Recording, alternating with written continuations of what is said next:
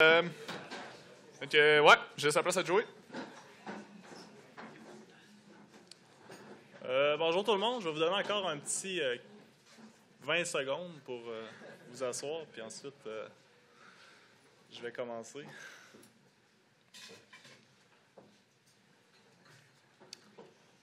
Bon, bonjour, moi c'est Joey, Joey Bolduc-Gilbert et non pas Guy Blert comme Sam a écrit dans sa présentation.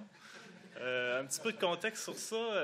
Quand j'ai commencé chez Expertise il y a presque 4 ans, quand on a créé mon compte Google pour mon email, on a fait un typo, puis Samuel est pogné avec ça depuis maintenant 4 ans dans sa cache. C'est impossible d'enlever ce truc-là. Il envoie toujours des emails à la mauvaise personne, donc je pense que c'était pour faire honneur à tout ça. Moi, je vais vous parler aujourd'hui de, en gros, qu'est-ce qu'on fait chez Expertise au niveau de notre infrastructure, au niveau de notre architecture back-end, au niveau de aussi un peu comment on sert notre plateforme web, comment finalement on répond aux besoins de nos clients. Juste que je trouve comment changer de slide, ça sera pas long. Ouais, mais c'est ça que j'essaie de faire. Aha! Fait que Expertise, Sam vous en a parlé tantôt, mais je vais résumer rapidement. Nos clients sont beaucoup dans les endroits reculés. Reculés. C'est pas vrai que c'est reculé, mais pour nous, c'est loin. En Asie du Sud-Est, en Amérique latine, on en a en Afrique, en Iran, dans des endroits où est-ce que la technologie n'est pas ce qu'est en Amérique du Nord. Donc, c'est des contraintes très différentes. Notre plateforme, qu'est-ce que ça fait? Bon, on a des devices. L'ExpertCouch, j'en ai pas un avec moi, mais c'est une espèce de chaudière, des senseurs, des caméras, on prend des images, on prend des mesures. Tout ça, c'est connecté quand ça l'est, quand ça fonctionne, quand les gens ont Internet. C'est pas toujours le cas. Éventuellement, ces données-là se ramassent dans notre plateforme cloud. Nous, on ingère, on store, on processe les données, on fait du machine learning, on fait des choses comme ça. Je vais rentrer plus dans le détail bientôt. Puis ensuite, on présente ces résultats-là aux clients dans une application web. Réalité de nos clients, justement, la connectivité, c'est so-so, donc c'est important de un, que ça fonctionne sur des téléphones, que c'est mobile first, c'est aussi, faut que ça soit léger, il faut que ça fonctionne hors ligne idéalement, le plus possible, ou du moins que l'expérience ne se dégrade pas trop quand la connectivité lâche. Fait que c'est un peu ça qu'on fait. Puis le genre de données qu'on traite, je vais récupérer la slide de Samuel. Puis en gros, justement, des transactions entre les fermiers qui gèrent sa production, il veut des mesures, il veut le poids de ses organismes, il veut savoir combien il y en a, il veut pouvoir gérer la nourriture, il veut pouvoir gérer la qualité de l'eau, il veut pouvoir gérer la température, il veut pouvoir gérer les gènes de ses organismes. Tout ce que vous pouvez imaginer autour de la production, qu'est-ce qui entre dans la production d'animaux, c'est des choses qu'il veut gérer. Actuellement, l'aquaculture, il n'y a pas grand-chose. Ils sont encore à l'étape de prendre une cuillère de soupe faux puis de compter manuellement pour savoir combien ils en ont. Ils font fois 1 million, ils disent « OK, c'est beau, on en a 15 millions. » Puis bon, ça vaut ce que ça vaut en termes de précision. Donc là, nous, ce qu'on cherche finalement, c'est les aider à passer au 21e siècle. Et le plus vite possible pour qu'on puisse tous manger. Donc, ce genre de données-là, c'est important vous voyez, il y a des sources diverses. C'est important de pouvoir agréger ça d'une façon quelconque pour pouvoir présenter finalement les résultats, présenter aussi peut-être des recommandations aux clients, aux fermiers, comment ils pourraient améliorer leur production, / réagir aux maladies, des choses comme ça. Ça fonctionne dessus? Bon. Qu'est-ce qu'on a comme challenge? De un, c'est super distribué. On a des clients quelque chose comme 50 pays du monde. Ils ont chacun leur petite ferme familiale. Il y a des plus grosses compagnies qui font affaire avec nous aussi, qui ont des fermes dans plusieurs pays. Comment on fait pour servir tout ce monde-là en même temps? Nous, on est une petite équipe, une vingtaine de développeurs. Donc, c'est quand même des challenges intéressants à ce niveau-là. Ensuite, les fermiers aussi, les autres, ils veulent des métriques presque temps réel, sont très impatients, ne sont pas habitués d'attendre après la technologie. Nous, on dit OK, ça va prendre 5 secondes, c'est pas grave. C'est la réalité. Sauf que pour eux, ils veulent des agrégations sur 6 mois, temps réel ou presque. Donc, comment on fait, nous, pour leur servir des agrégations sur 6 mois qui font des changements, puis recomputer tout ça sans qu'on ait une flotte de serveurs incroyable parce que ça coûte très cher. Donc, aussi, on veut faire des agrégations sur une région, sur une industrie, qu'on peut se comparer. Est-ce que, je ne sais pas, moi, les crevettes qui sont élevées en Amérique latine ont les mêmes caractéristiques physiques que les crevettes élevées en Asie? Peut-être pas, peut-être que oui. Est-ce qu'il y a une année, la météo est meilleure en Asie, donc il y a une meilleure production? On veut voir des stats comme ça, comparer des stats de croissance. Donc, c'est important de pouvoir faire ces calculs-là rapidement. Puis j'en parlais tantôt, les réseaux, c'est difficile. C'est commun que les clients perdent Internet pendant une semaine. Il n'y a plus d'Internet dans le village, donc là, ils sont là, ouais, qu'est-ce que je fais? Puis là, je suis là, ben...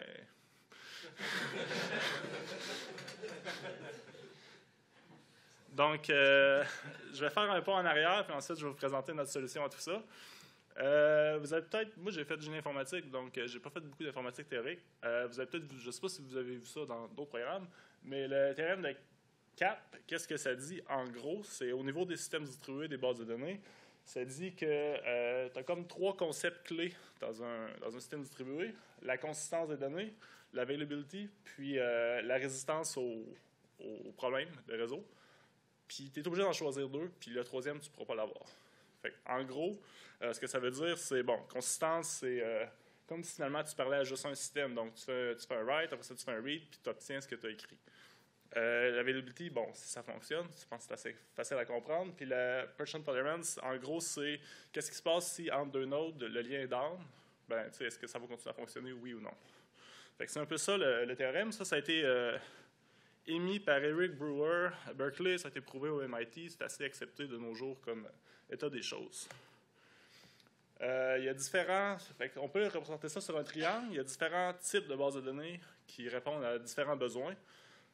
Moi, ce que je dis aujourd'hui, c'est que la résistance aux partitions, c'est impossible de ne pas y répondre dans un système distribué, sinon il n'est pas distribué.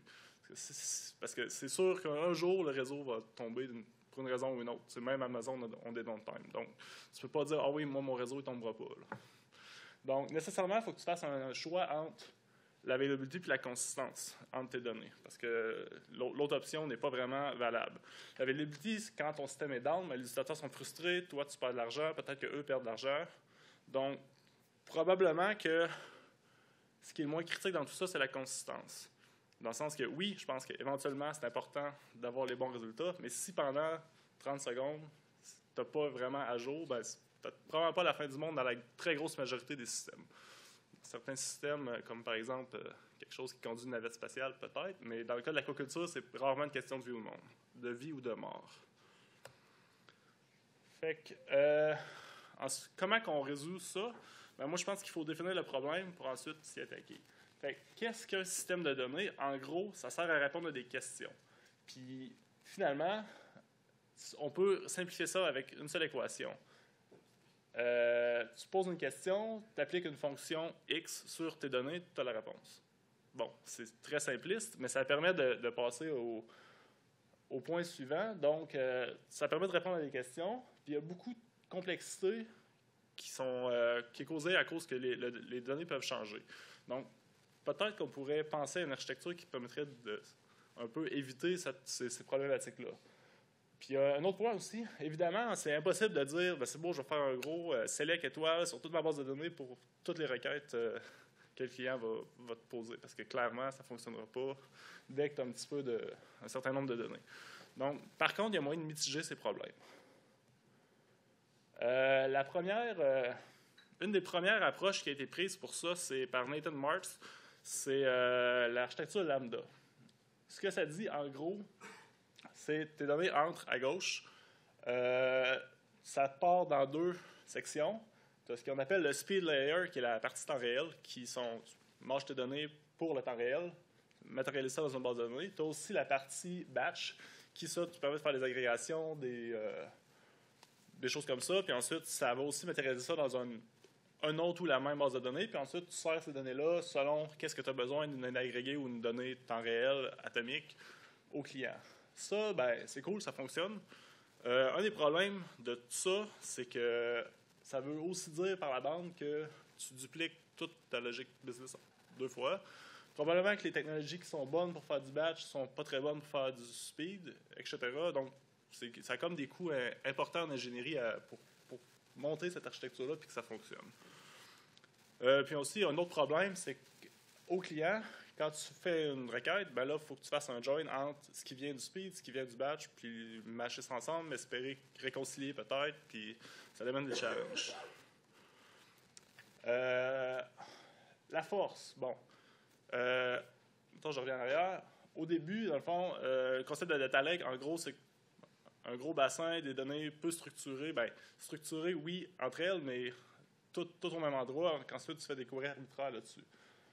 Donc, la force de ça, bon, de un, ces données-là sont immuables.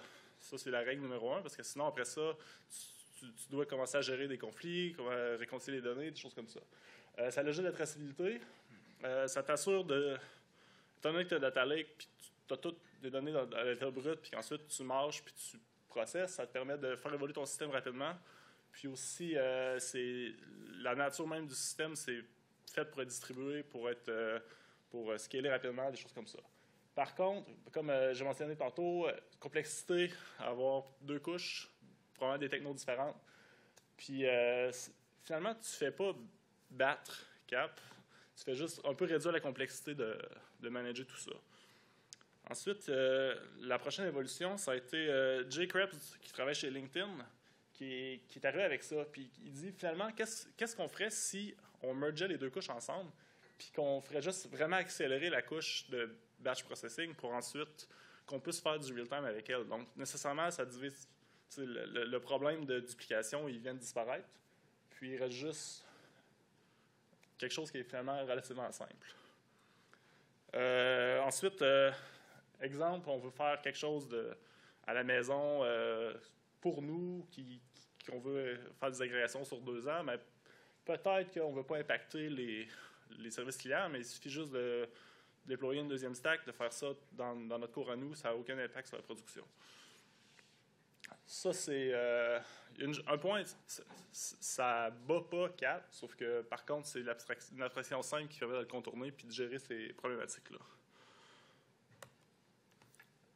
Donc, moi, je suis ici pour vous parler d'un peu ce qu'on appelle la plateforme Deepwater, qui est finalement le nom ou le surnom qu'on a donné à notre back-end. Donc, nous, on est une shop AWS, on utilise une belle trolley de services qui sont assez standards, de S3, API Gateway, SQS, SNS pour les trucs de base, à des trucs un petit peu plus funky, comme par exemple Lambda at Edge, que je vais vous parler tantôt, pour servir des versions différentes de notre application mobile selon les browsers, pour qu'on puisse avoir les trucs vraiment nice de Chrome, mais aussi supporter des browsers qui sont moins bleeding edge. Donc, c'est pas mal ça. Rapidement, base de données Dynamo, RDS, probablement qu'on va changer vers Aurora d'ici la fin de l'année, mais pour l'instant, RDS, ça répond à nos besoins. CloudWatch pour le monitoring. CloudFormation, je vais en reparler tantôt, mais c'est une des choses qu'on aime beaucoup. Ben, CloudFormation, en soi, non, mais la capacité d'avoir l'infrastructure dans ton code, oui. Je sais qu'il y a des gens qui parlent de Terraform, donc je ne vais pas trop me rentrer dans les détails, mais... Puis c'est pas mal ça. Fait que, à la base du système de données, qu'est-ce qui se passe? Bien, on ingère des données qui arrivent soit des appareils, soit d'entrée manuelle dans l'application mobile, soit de senseurs météo, de sondes qui monitorent de l'eau, des choses comme ça. Donc, toutes ces données-là, bon, la voie simple, c'est rentré par un API. Fait que nous, on expose un API public, les gens y envoient des données d'une façon quelconque. L'API, on se sert d'API Gateway qui route sur la bonne Lambda. Lambda se réveille, il dit « OK, c'est beau, voici des informations reliées à, je sais pas moi, la qualité de ton eau aujourd'hui. » Fait que tu dis « C'est beau, sauve ça dans S3. » Package ça en JSON, je vais vous montrer la structure à la prochaine slide. Puis aussi, on fait une couche d'abstraction par-dessus S3 pour accélérer la recherche, puis avoir ce qu'on appelle finalement un metadata store. Donc, finalement, c'est juste les métadonnées sur nos données. Donc, c'est qui l'a créé, quand est-ce que ça a été créé, puis des choses comme ça. C'est quoi la type, mais c'est vraiment uniquement le strict minimum qu'on met dans ça pour accélérer la recherche, puis pour avoir à lister tous les fichiers dans le bucket S3 pour finalement accéder à nos résultats. Donc, la data lake, nous, on a choisi de storer ça en JSON. Il y a différentes options. Il y a des gens qui font ça en XML, je ne sais pas pourquoi. Mais finalement, bon, JSON, c'est quand même agréable à travailler. Je pense que c'est un ben, pas une fois de langage, mais schéma de données qui a pratiquement gagné. Donc, à droite, bon, j'en ai enlevé un petit peu, mais en gros, c'est ça à quoi ça ressemble. On a... J'ai-tu une souris? J'ai pas de souris. Bon, on a les affaires de base, là. OK, tout ça, ça a un ID. Tout ça, ça a un timestamp, évidemment. Le path, c'est quoi le schéma? Le schéma, je ne sais pas s'il y a des gens qui connaissent JSON schéma. Oui, un petit peu. Bon, en gros, ce que ça permet de faire, c'est de valider le schéma de ton JSON à partir d'un schéma que tu définis d'avance. Puis ensuite, tu peux au moins savoir une idée c'est quoi, puis de valider que tes données sont valides, puis qu'ils ont le même schéma, même si le JSON n'est pas structuré. Fait que, puis ensuite, on a le type, puis ensuite, on a un truc qu'on a appelé originalement data, puis on met notre data dedans. Fait que là, dans ce cas-ci, bon, là, j'ai juste laissé la tête, mais là, on a l'ID, timestamp, qui l'a créé, par qui, puis par quand, puis des choses comme ça. Les méthodes données, donc la root, c'est aussi storé dans Dynamo pour qu'on fasse des recherches. Puis la règle numéro 1, 2 et 3, c'est immuable. Tu n'as jamais le droit d'ouvrir un fichier, de l'éditer et de le sauver. Là. Puis le code ne le fait pas non plus. Donc, nécessairement, c'est append only. On n'a même pas le droit de supprimer des fichiers dans S3 non plus. Là. On a barré ça à grandeur dans la compte AWS. Donc ça, on est sûr qu'un coup que la donnée est rentrée, est là. Puis si jamais vous faites des opérations pour corriger quelque chose, ben on a un système de correction qui permet de dire, OK, ben la donnée, c'était ça. Moi, voici ce que je te dis que c'est. Donc, on fait comme un amalgame des deux, puis ça permet de modifier la donnée sans jamais toucher à la donnée originale qui, elle, est peut-être utilisée par 3 systèmes plus loin, puis c'est important qu'elle soit encore là. C'est ça. Justement, comme je disais, ça, on appelle ça l'étape de pré-processing. Donc, tu as comme, oui, ta donnée initiale, mais peut-être que tu as une autre donnée un peu connexe, puis ton information est toujours vraie. Un exemple de base qui est utilisé pour ça, c'est, mettons, moi, aujourd'hui, j'habite à Limoilou, mais avant, j'habitais dans Duverger. Le fait que j'habitais dans Duverger il y a 2 ans, c'est vrai toujours aujourd'hui. Mais dans le sens que la donnée qui est plus vraie, conceptuellement, est toujours associée à un moment où est-ce qu'elle était vraie. Donc, c'est important que cette donnée-là existe encore. Puis, ça nous permet d'avoir un historique gratuitement, finalement, de tout ce qui s'est passé. Donc, nous, on préprocesse tout ça, on squash ça ensemble, on gère un modèle à jour de la représentation de données. Pour bien des choses, comme l'exemple des données météo, ben ça ne change jamais nécessairement. Là, tu prends la mesure et là, puis c'est fini. Mais je prends un exemple de, je sais pas moi, une population de crevettes qui passe d'un bassin à l'autre. Puis ensuite, c'est important de pouvoir tracer ça puis d'avoir l'historique de ça au moment où est-ce qu'elle a changé de main puis des choses comme ça. Ensuite, donc là, on a un modèle de données à jour qu'on a besoin de traiter. On passe ça dans une chaîne de processeurs qui performe une ou plusieurs types de calculs, des agrégations. Peut-être qu'on va rouler un modèle de machine learning pour avoir une prédiction. Peut-être qu'on va, je ne sais pas moi, exemple, extraire les strings qu'on veut afficher, puis envoyer ça au service de traduction, puis ça va nous revenir un jour. Puis des choses comme ça. Puis ensuite, tout ce mélange-là finit par arriver à l'étape qu'on appelle le producer. Donc, on écrit les résultats dans une base de données pour ensuite pouvoir y accéder rapidement à partir de l'API. Donc, nous, finalement, ce qu'on fait, c'est qu'on pré-cache les résultats des queries dans une BD pour ensuite la servir rapidement au client quand il call une méthode. Donc, au query time, il n'y a pas vraiment de calcul qui se fait. C'est vraiment plus, OK, j'ai tel ID, j'ai besoin de ça, select, retourne, puis c'est tout. Là. Fait que ça permet de garder nos calls API en get vraiment lean, puis nos calls API en put, patch, post, etc. sont quand même lean parce que tout ce qu'ils font finalement, c'est écrire un fichier dans S3, puis ensuite ça trigger ce qu'on appelle un reprocess qui te réactive l'état de tes données dans ta BD éventuellement. Donc c'est là que le trade-off de consistance est là. Tu sais pas exactement quand ça va se faire, mais dans l'optique où est-ce que tu gardes tes services pas trop gros, puis tu gardes... ça permet de justement réactualiser ça rapidement, donc souvent en bas d'une seconde. Donc finalement, la consistance du point de vue du client est quand même là parce qu'il ne s'en rend pas compte. Là. La consistance, on la perd un petit peu au point de vue informatique, dans millisecondes, nanosecondes, mais au point de vue d'un humain, ça, il ne s'en rend pas compte. L'avantage de ça, c'est que c'est super modulaire. Je vais vous montrer des schémas bientôt, mais si tu as besoin d'ajouter une étape de calcul, ben OK, tu vas en brancher un, en insérer un entre 2 processeurs, puis soudainement, tu as une nouvelle étape de calcul, puis tu as juste besoin de finalement pas faire grand-chose d'autre. Peut-être changer la façon que tu stores les résultats dans la base de données si nécessaire, s'il y a des nouvelles propriétés, des choses comme ça. Donc, ça, c'est un exemple de pipeline serverless. Donc, bon, la lambda se réveille, elle fait N opérations, elle trigue une ou plusieurs lambda qui trigue une ou plusieurs lambda, puis finalement, ça s'en va dans une ou plusieurs bases de données.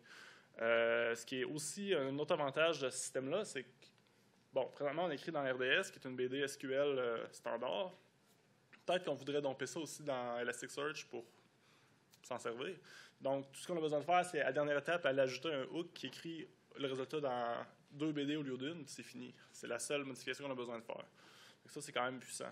Puis ça permet de faire des changements architecturaux majeurs rapidement, sans trop de problèmes.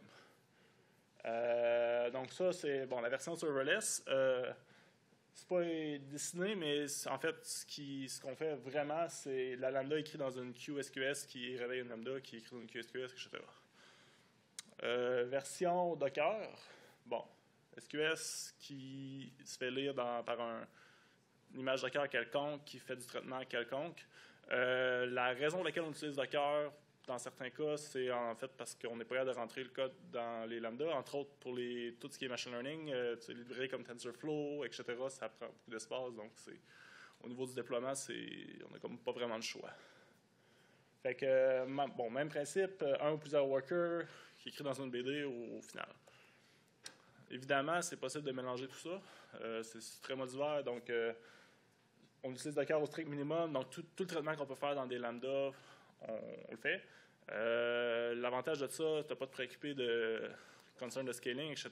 Bon, Samuel disait que, ou Vincent disait que Samuel, il avait écrit pour l'autoscaling qui ne marchait pas. Bon, justement, avec serverless, pas besoin de te préoccuper de tout ça. Tu as un pic de requête, ben, c'est correct. C'est fini là. Au pire, tu payes un peu plus cher, puis c'est tout. Avec ça, c'est un gros avantage. Au niveau du processing de données, bon, là, je vous ai parlé de pipeline simple, dans le sens que, bon, c'est un type de données qui rentre, un type de données qui sort, c'est facile à imaginer. Comment on fait pour nous faire des agrégations sur plusieurs types de données, des choses comme ça? Ben, c'est simple aussi. On utilise des publisher subscribers, donc, exemple, il rentre des données météo, il rentre des données d'eau, ça notifie le service qui fait l'agrégation des deux. OK, c'est beau, nouvelle donnée d'eau, lui, il recompute son agrégation, il sauve le résultat, puis c'est terminé. Tu n'as pas vraiment de contrainte architecturale complexe. On ajoute une nouvelle entrée à ce service-là qui fait l'agrégation, mais fine. Tu t'abonnes à un nouveau type de message, tu intègres les données dans tes résultats, puis c'est terminé. Fait que ça, c'est quand même puissant et rapide. Puis ce qui est aussi bien, c'est que tu as toujours la vieille valeur, même si, mettons, il rentre une donnée d'eau, au moment 40, exactement, tu as la vieille valeur, puis après 1 ou 2 secondes, tu vas avoir la nouvelle, puis pour la plupart des use cases, c'est pas vraiment critique, même si tu n'as pas la donnée 100% à jour, ça permet de donner l'impression au client que ça va très rapidement. Dans certains cas, peut-être qu'on ne veut pas aussi recalculer tout de suite. Peut-être qu'on veut se dire, c'est beau, moi, j'ai pas besoin de ce résultat-là, fait que je n'émets pas de message pour retriever l'agrégation, on le fait à toutes les nuits, exemple, ou je sais pas, puis c'est correct aussi. Si jamais le besoin n'est pas là, puis on ne veut pas payer pour la puissance de calcul au moment présent, à chaque fois qu'il y a un point de données qui rentre. Fait que c'est un choix qu'on peut faire selon le besoin, finalement. Puis, évidemment, on a choisi SNS pour faire ça, parce que, bon, pour ceux qui sont familiers, c'est le service de notification d'Amazon. Ça s'appelle Simple Notification Service, puis c'est vraiment ça que c'est. C'est simple à utiliser, c'est facile à configurer. Puis, c'est pas mal ça. Là. Ensuite, au niveau de notre couche qui sert les données aux clients, bon, comme bien des entreprises, on a une application web qui s'est servie par un API. Je pense que c'est pas mal la stack à la mode ces temps-ci. Donc, notre API, c'est sur Route 53, qui est, en fait, le DNS est hosté, tout ça.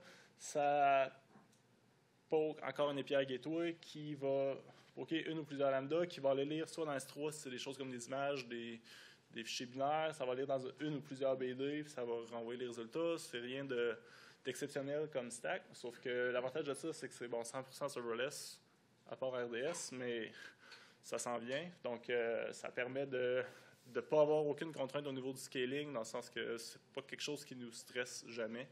Autant quand on n'a pas beaucoup de trafic, on paye pas cher, puis quand on a beaucoup de trafic, ça coûte un petit peu plus cher, puis ça fonctionne aussi. Là. On a comme la garantie qu'on n'a pas besoin de gérer tout ce qui est scaling, downscaling, etc. Pourquoi ça ne marche pas? OK. Au niveau de l'application web, je ne vais pas entrer. En fait, je vais en parler un petit peu parce que Phil a travaillé beaucoup là-dessus, sauf qu'il ne parlera pas de ça. On utilise Polymer dans notre stack front-end, qui est une librairie un peu underground. Ça a ses avantages et ses désavantages. Moi, je suis quand même un fan. Overall, je trouve que c'est positif parce que ça nous force à comprendre les dessous des navigateurs et aussi les limitations. Puis, jamais on se pose la question, OK, non, c'est le code de libre qui ne fonctionne pas ou peu importe. Là. Ça a d'autres inconvénients. Mais bref, nous, comment on sert ça? Bon, c'est des fichiers HTML, JavaScript, comme à peu près toutes les frameworks d'applications modernes. Donc, Paro 53, ça pointe sur une distribution CloudFront qui agit en tant que CDN. Selon le browser, selon la langue, selon si tu es en Chine, par exemple, là, nous autres, on peut te router sur la bonne version de l'application qui va répondre à tes besoins. Puis ensuite, on route sur un ou plusieurs buckets S3, puis c'est tout. Encore une fois, il n'y a aucun serveur, il n'y a aucun rien à manager, c'est tout managé par AWS. Puis ça, c'est un thème récurrent parce qu'on n'est pas beaucoup, on veut pas genre manager des serveurs, manager des clusters, on a quelque chose de mieux à faire dans notre temps, puis on préfère utiliser des technologies qui sont prouvées pour faire ça, puis se concentrer à écrire du code qui a de la valeur pour les clients, puis les aider à avancer. Concern de scaling, il y en a plusieurs. Par exemple, présentement, on déploie uniquement dans une région, mais plusieurs fois, on a la réflexion, est-ce que ça vaut la peine de déployer dans plusieurs régions? Pour l'instant, la réponse, c'est non, mais la journée où la réponse, c'est oui, tu fais juste déployer une deuxième version, puis utiliser les fonctions d'Amazon pour répliquer tes données entre les data lakes, puis le problème est réglé. Ça ne serait pas un gros projet comparé à certains systèmes où est-ce qu'il faudrait carrément faire une réarchitecture complète. Si jamais il y a un nouveau type de données qui rentre, par exemple, un nouveau type de sonde ou peu importe, on veut mesurer l'humidité du sol ou whatever, j'ai pas d'idée, tu pars un nouveau microservice, puis tu plugs les deux, trois places qui écoutent dessus pour savoir si tu veux agréger ces résultats-là, puis c'est terminé. Ça n'a pas d'impact majeur. Serverless, j'en ai parlé beaucoup. Moi, je suis un grand fan. Puis sinon, un des problèmes potentiels qu'on sait, c'est peut-être qu'on va devoir changer la partie, la BD qui sert les clients, vers quelque chose de peut-être NoSQL ou peu importe, qui ont des problèmes d'écriture en BD. Fait qu'en tout cas, à suivre. Puis sinon, on a choisi une BD SQL pour l'instant relationnelle parce que, entre autres, ça nous permet d'intégrer facilement avec tout ce qui est machine learning. Eux autres, ils se servent de nos données aussi pour entraîner de nouveaux modèles, donc c'est important qu'ils aient accès à des données structurées, c'est plus facile pour eux. Fait que c'est pas mal ça. Au niveau DevOps, fait que là, le code, on code, ça trigger Docker. Ouais, c'est ça. On code aussi, on fait ça de temps en temps. Fait que ça trigger un build sur Docker. Semaphore, qui est un truc de CI un peu à la Travis ou Circle CI ou des choses comme ça. Tout est automatisé, ça déploie dans AWS automatiquement, ça t'envoie une notice dans Slack que c'est prêt, ça fait le monitoring aussi dans Slack. Les applications web, on crée une pull request, ça spawn une démo automatiquement qu'on peut valider que ça fonctionne. Après ça, on merge, ça déploie en production, c'est terminé. C'est vraiment, on croit vraiment en l'automatisation, puis à réduire les étapes manuelles, puis à rendre ça facile à faire, à réduire les risques d'erreurs humaines. Puis c'est vraiment critique pour nous, puis je pense que ça nous a aidé beaucoup à grandir, puis à accueillir beaucoup de gens. Comme par exemple, dans l'année, on est passé de peut-être 9 à 22 ou 23 développeurs, puis on a quand même réussi à faire ça de façon élégante, puis sans trop avoir de problèmes, grâce à, entre autres, parce qu'il y avait beaucoup de choses qui étaient automatisées, donc c'était facile de ne pas faire d'erreur, même pour quelqu'un qui commençait. Puis, un autre objectif, c'est que quelqu'un qui commence déploie en prod à sa première semaine, donc nécessairement, il faut qu'il y ait des outils pour pouvoir faire ça facilement. Puis, des outils qu'on utilise, qu'on aime, Python, 3. Je pense que le débat est fini. S'il ne l'est pas, ben, on peut s'en parler après. Moi, le talk de TypeScript, ça me parlait beaucoup parce qu'on fait du Python typé. Puis les avantages de TypeScript, je les ai vécus aussi quand je suis repassé dans notre code Python en ajoutant des types partout. J'ai trouvé plein de bugs louches qui traînaient, puis c'est complètement fou. En même temps, on a l'avantage de Python pour itérer rapidement, puis aussi accès à une immense liste de librairies puis de modules qui font des choses pour nous qu'on n'a pas besoin de faire nous-mêmes. Bon, Polymage, j'en ai parlé. Je ne vais pas entrer dans les détails. Vous allez avoir un aperçu tantôt. Sémaphore, c'est notre petite build. Je dis qu'on l'aime, peut-être pas tant que ça. Fait que on utilise logs.io, c'est une stack Elk pour processer nos logs, des choses comme ça. Oups. OK. Puis ensuite, CloudFormation, je disais tantôt que je n'aimais pas tant que ça. On utilise une librairie Python pour abstraire une couche par-dessus. Ça s'appelle Troposphère. Si jamais vous faites du CloudFormation, je vous suggère fortement de regarder ça. Ça élimine beaucoup de pain points à ce niveau-là. Puis sinon, tout ce qui est BD relationnel, c'est Postgres qu'on utilise. Puis, oui. OK. Puis sinon, des choses qu'on a choisi de ne pas utiliser, Kinesis, Firehouse, juste une question de coût, là, parce que bon, on pourrait penser que pour justement processer des grosses quantités de données, ça serait des outils pour ça, mais bon, on s'est rendu compte que ça coûterait moins cher prendre une semaine ou deux, puis écrire le système de messaging qu'on réutilise partout, puis ensuite, on n'a pas besoin de payer l'overhead d'Amazon à ce niveau-là.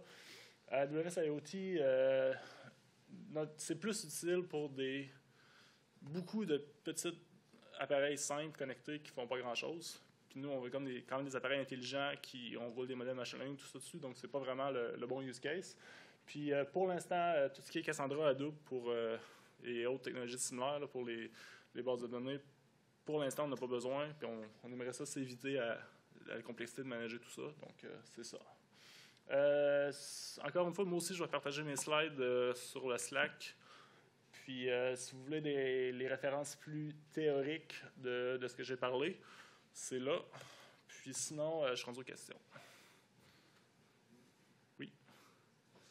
Tu utilises du CI pour déployer en prod. Est-ce Ouais. que tu déploies en prod à chaque merge ou une fois de temps en temps? À chaque merge. En fait, directement, non, mais tu sais, on déploie en staging, puis après ça, quand on est content, l'étape, c'est pas on reste en staging pendant une semaine. C'est vraiment staging, fine, ça marche. Faites un pull request vers le prod, puis ça va se faire. Parce que tes données sont immuables. Comment tu gères tes migrations? Mettons, les ajouts, c'est tel quel, mais si tu renommes un champ ou s'il y a tout. Ah oui, c'est une bonne question. Ça on s'est toujours dit, bon, on va le gérer quand on en aura besoin. Fait que là, on en a eu besoin. Donc, on a eu besoin au cours de l'été. Donc, on était là, bon, c'est comme les fameuses versions d'API. Tout le monde met V1 dans son API, puis souvent, il n'y a jamais de V2. Donc là, nous autres, on avait des schémas V1, puis on n'avait jamais de V2. Là, il fallait faire un V2. Qu'est-ce qu'on fait? On a comme finalement une couche d'abstraction sur le data lake pour ne pas avoir à lire des fichiers directement. Puis dans ça, on a juste mis un module, une place, un espèce de point d'extension où tu peux définir par microservice finalement un outil de migration de schéma. Donc ensuite, il est dans le code, puis c'est une classe que après ça, tu codes une fois, tu testes, puis tu laisses là, qui te permet de migrer les vieilles données au besoin et non pas tout d'un coup quand tu as besoin de faire une migration de données.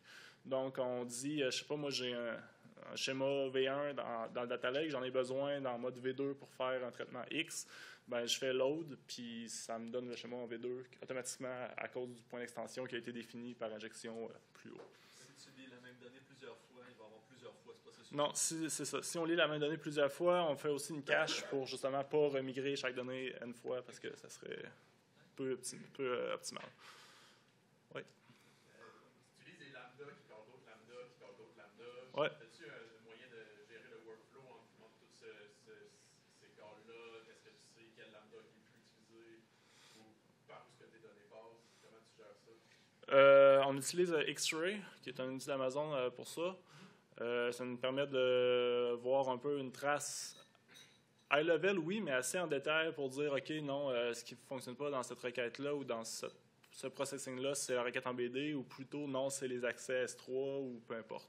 C'est plus au niveau de data pipeline. Comment tu fais pour savoir qu'est-ce qui est OK. Mettons que pour un développeur qui rentre là, dans le système, honnêtement, c'est quand même difficile. Il n'y a pas de visualisation facile pour ça. C'est exposé dans des fichiers de config, puis c'est comme des pièces modulaires qu'on déploie, qu'on link ensemble. Donc, ce serait possible de faire un schéma visuel pour le montrer à quelqu'un. Sauf que pour l'instant, c'est pas mal... il faut que tu le saches. Là. Même question. Développement, ça veut dire que les devs ont des accounts AWS puis ils roulent leur stack de dev sur AWS ou il y a des outils pour rouler ça local? Il y a des outils pour rouler ça local. C'est pas intégré à 100%. C'est des choses qu'on veut faire cette année, ou même dans les prochains mois. Mais pour l'instant, le trade-off, c'est qu'on a comme plus de microservices que de membres dans l'équipe. Donc, c'est rare qu'on se pile ses pieds. On a 3 environnements, Dev, Staging, Prod. Bon, Prod, c'est la Prod. Staging, c'est la version stable de tout ça, dans le sens que tu n'as jamais le droit de briser Staging au même titre que tu n'as jamais le droit de briser la Prod. Puis ça permet que quand on a des dépendances, on pointe sur des versions stables. Puis Dev, c'est le sandbox de chaque microservice que finalement, si jamais tu veux essayer quelque chose, le déployer pour vrai, tu as accès à ça. Évidemment, la plupart du code, tu peux aussi le rouler local, mais par contre, on n'a pas... il existe SAM local, qui est un truc d'Amazon pour justement avoir une DynamoDB locale, avoir une BD locale, qu'on est en train de regarder pour peut-être utiliser pour justement simplifier ça. Là, à la taille de l'équipe, on a comme pris la décision de ne pas le faire tout de suite parce qu'on pouvait ça le permettre. Et c'est sûr que c'est quelque chose qu'on va devoir adresser bientôt. Là. C'est tout? Bon, Oh. J'ai pas vu. Ouais, dans le fond, là-bas, excusez. Merci. Vous parliez que vous avez migré plus vers une architecture de stream processing. Y a-t-il des raisons pourquoi vous n'avez pas choisi d'utiliser un tool comme Kafka qui vous aurait donné aussi une qualité? Je pense que c'est une question de complexité, là. Puis de gestion, d'infrastructure, des choses comme ça.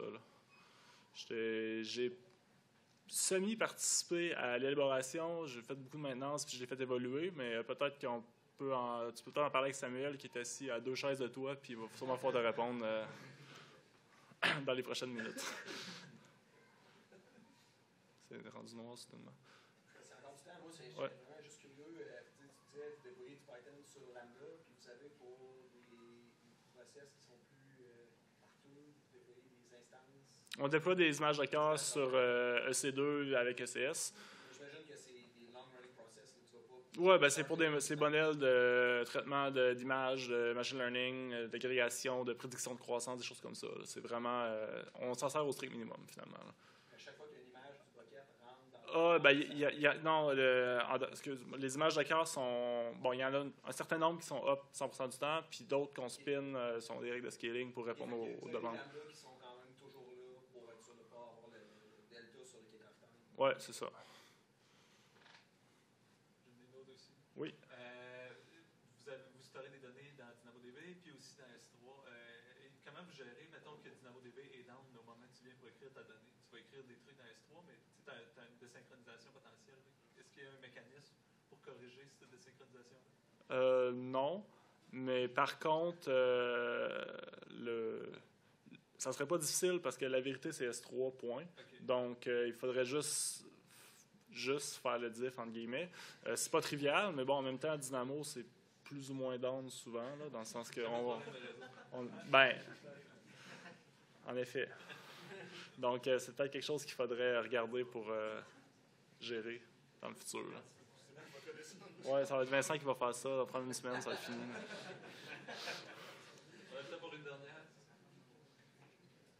Bon, sinon, merci tout le monde, puis bon dîner.